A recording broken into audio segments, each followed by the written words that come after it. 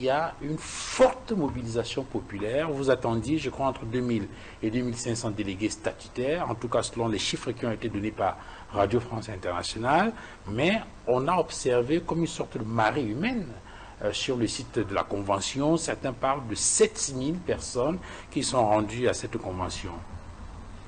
Oui, il faut noter que plusieurs Camerounais de la scène politique camerounaise, savaient déjà le MRC, comme l'opinion, la mauvaise opinion le dit, un parti mort.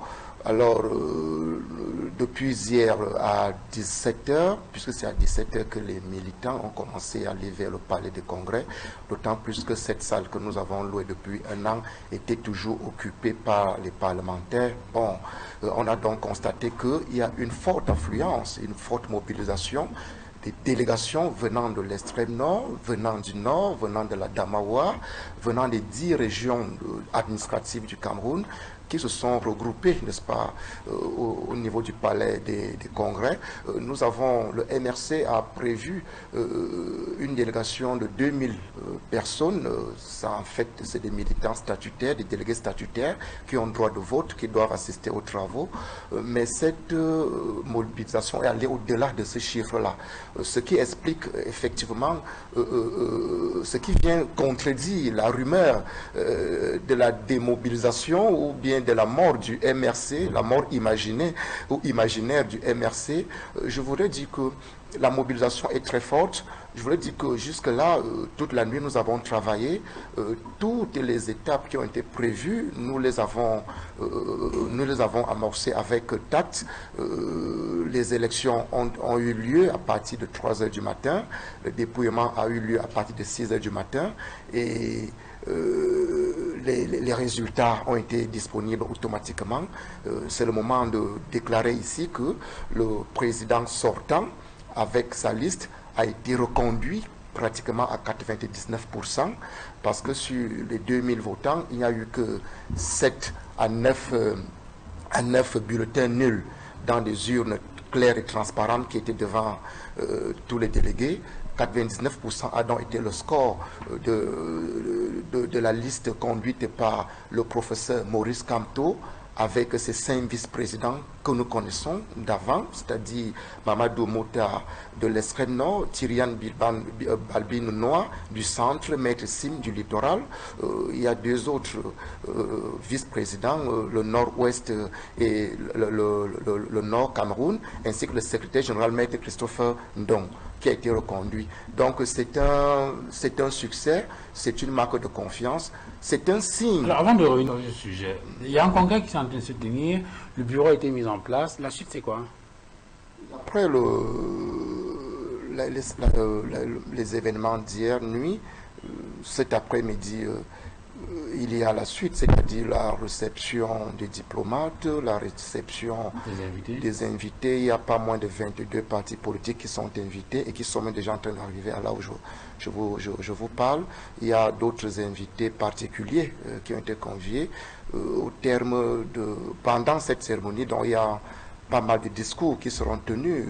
Je ne vais pas dévoiler tout ici, mais je crois qu'il y a au moins 8 discours parmi les 22 partis politiques qui ont été conviés.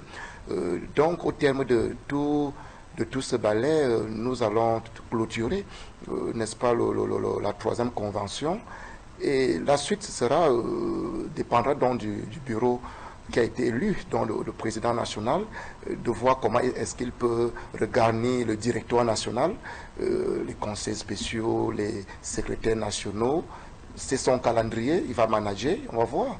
Et puis, nous avons un problème, c'est la continuité du renouvellement toujours des organes de base dans certaines régions administratives où on n'a pas encore conclu jusque-là, et la tenue des meetings d'installation des bureaux locaux, des bureaux régionaux. Tant pour moi, c'est le cas justement de Bolova, qu'on a évoqué tout à l'heure, là, qui devait tenir sa réunion d'installation de bureau le 14 octobre. Le sous-préfet, il a refusé.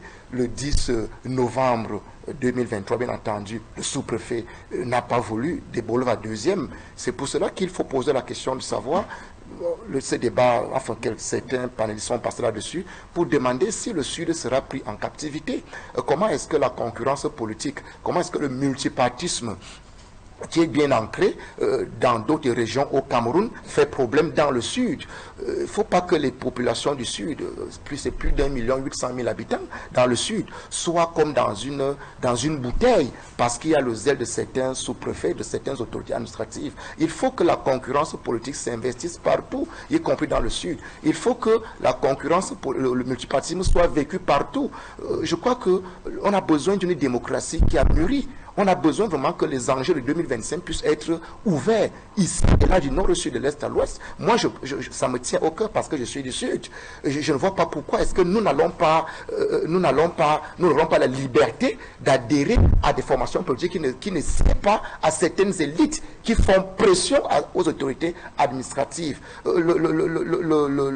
La Constitution est claire. Hein? Quand vous lisez le préambule de la Constitution, le 5e paragraphe, le 13e tiré dit que nul n'a besoin de s'inquiéter de ses origines, ni de ses convictions politiques, ses convictions religieuses, ses convictions philosophiques. Ça veut dire que les populations du Sud n'ont pas besoin d'être inquiétées d'adhérer à tel ou tel parti politique. Il faut que le MRC s'installe dans le Sud. Et nous avons cette possibilité, cette opportunité. Le Sud nous réclame MRC, mais les digues sont élevées par quoi? Par quelques élites qui font pression à l'autorité administrative. Donc, cette suite-là, après cette convention, le meeting de Bolova doit avoir lieu ces jours-ci. Et c'est une préoccupation pour le président national qui vient d'être réélu. Alors, vous avez